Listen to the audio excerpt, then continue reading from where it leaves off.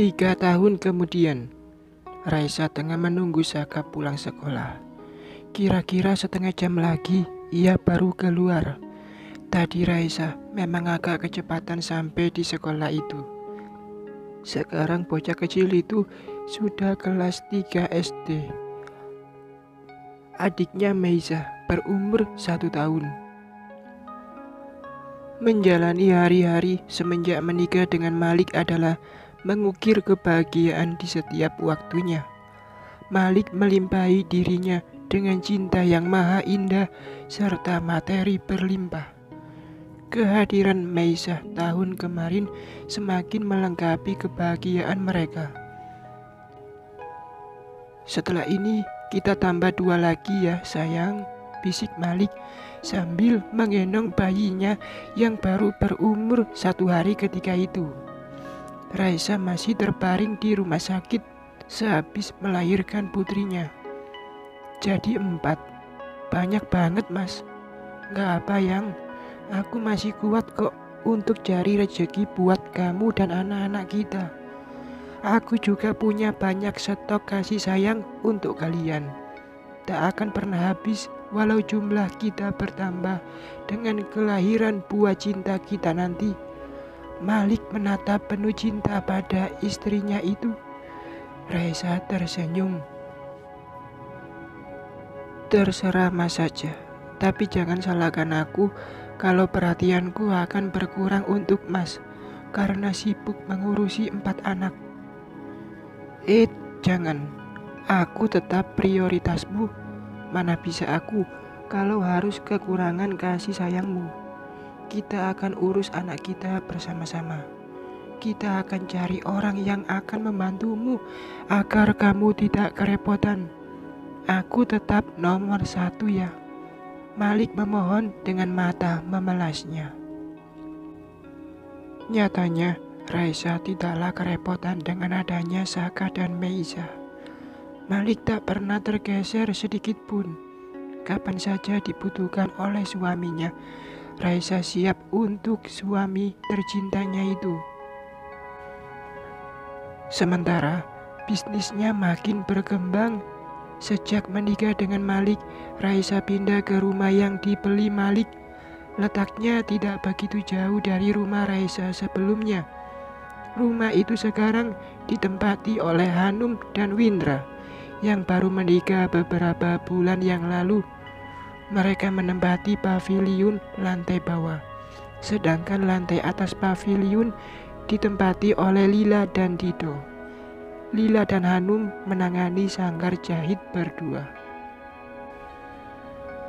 Hampir tiap hari Raisa datang untuk mengawasi. Begitu juga usaha pembuatan gorden semakin berkembang, dikelola oleh Dido.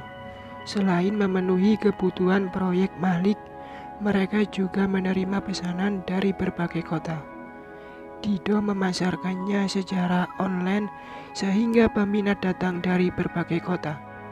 Untuk membantunya, Dido mempekerjakan 2 orang adik-adiknya laki-laki yang sudah dilatihnya menjahit.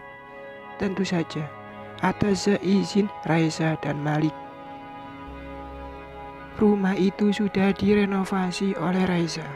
Kamar tidur yang dulu pernah dipakai damar untuk berzina sudah dibongkar dan dijadikan ruang keluarga. Kamar tidur Saka dan kamar tidur tamu dijadikan 1 kamar sehingga jadi luas. Raisa menambah 1 lantai ke atas. Ada 2 kamar tidur dan ruang duduk yang cukup luas. Kalau Raisa sedang banyak pesanan menjahit baju, maka Malik menemani Raisa menginap di rumah itu karena Raisa harus membuat gambar desain dan polanya. Sebuah sapaan mengejutkan Raisa. Ternyata sejak tadi ia melamun sambil menunggu Saka keluar kelas. Raisa menoleh. Seorang pengemudi ojek online berseragam hijau berdiri dekatnya. Lelaki itu membuka helmnya, membuat Raisa terkejut. Mas Damar. Ya, Lelaki itu adalah Damar. Tadi kebetulan ia mengantar penumpangnya ke sekolah itu.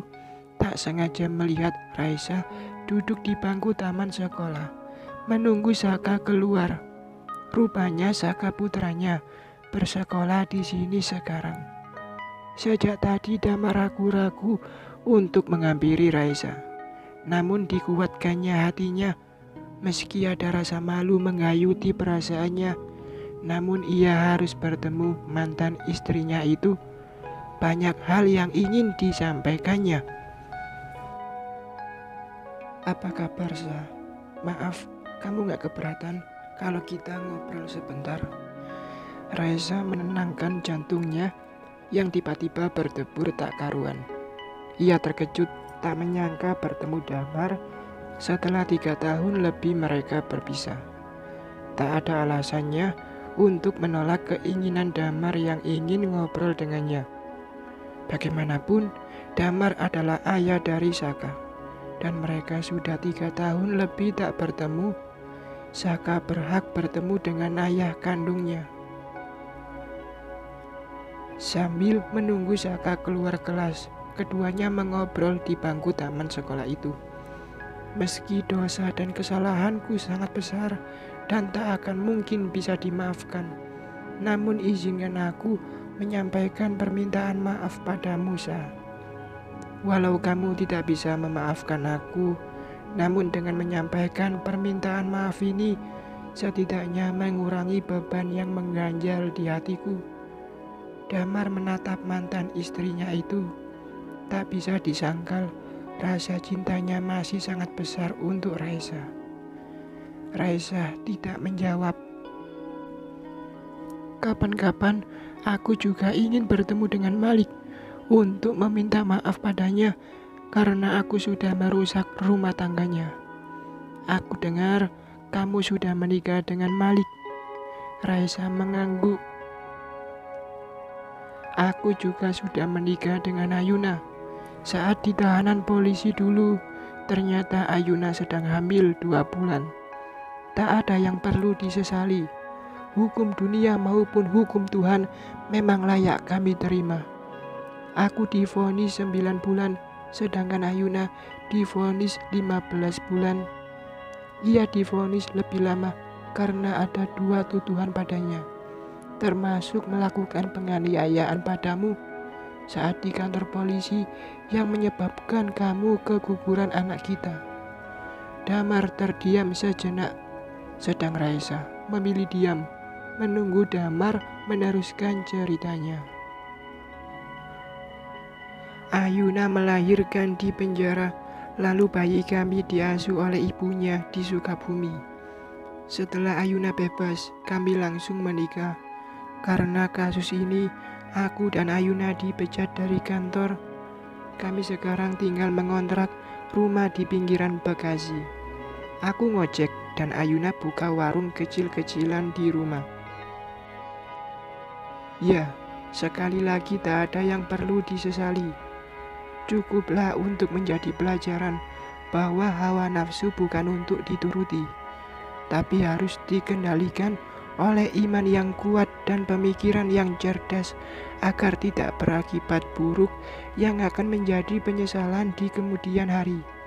Meski kadang Ayuna sering marah-marah karena impiannya hidup kaya raya tak terwujud karena bersuamikan aku yang hanya tukang ojek. Mobilku aku jual karena saat di penjara aku tak bisa membayar cicilannya. Sisa penjualan mobil itu aku belikan sepeda motor itu serta untuk keperluan lain selama aku di penjara. Sedangkan mobil Ayuna masih ada. Ia tidak mau menjualnya karena masih ingin menikmati hidup seperti orang kaya. Begitulah hidupku sekarang, Sa. Apa yang ditanam, itulah yang dipanen. Tapi aku senang melihat kamu sekarang hidup bahagia. Malik pasti memberimu kehidupan yang nyaman, bukan? Apa dia menyayangi Saka?